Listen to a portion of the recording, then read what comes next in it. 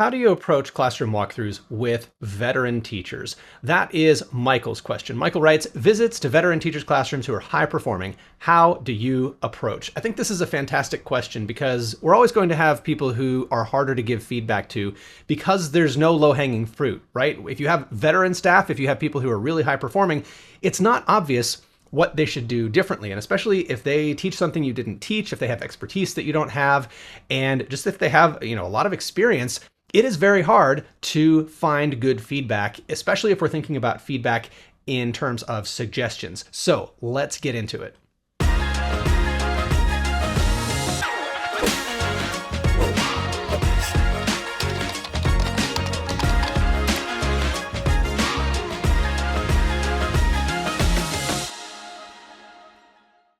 So this was absolutely the situation I was in as a new principal. I was hired as a principal at a very young age. I started when I was 27, and many of my teachers had been in the school almost that long. I had very veteran staff.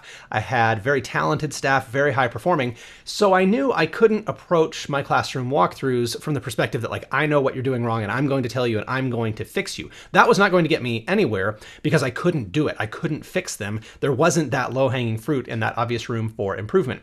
So what I did, and what ultimately became a lot of my work that I do now, and my book, Now We're Talking 21 Days to High Performance Instructional Leadership, what I did is I just approached it as a conversation because I needed my teachers to teach me how they were teaching and what it meant to be the kind of teacher that they were, whether they're an art teacher or a PE teacher or a first grade teacher or a kindergarten teacher. Those are all things that I, as a person with a middle school science background, had never taught. So not only did I not have expertise in what they taught, but they didn't have obvious room for improvement. So what did we do? We had conversations.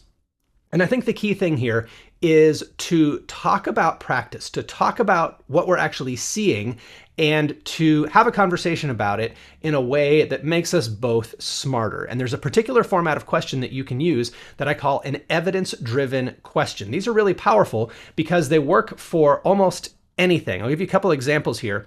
These are questions where they're kind of open-ended. They're very flexible, but the common ingredient is that you put in evidence. Take a look at a couple of these. Decision. Tell me about when you blank. What went into that choice?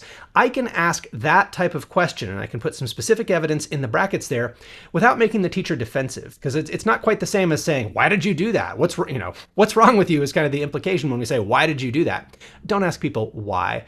Ask them to elaborate. Ask them how, what went into that. I noticed, how did that compare with what you'd expected to happen? Or tell me what happened prior to when I came in the room, because I didn't see everything, just kind of fill me in here. If we approach classroom walkthroughs as a learning opportunity for ourselves, teachers will be much more open to reflecting and to learning as a result of classroom walkthroughs. So don't see classroom walkthroughs just as a chance to tell people what to do differently, especially if they're veterans. Leave a comment, let me know what you think.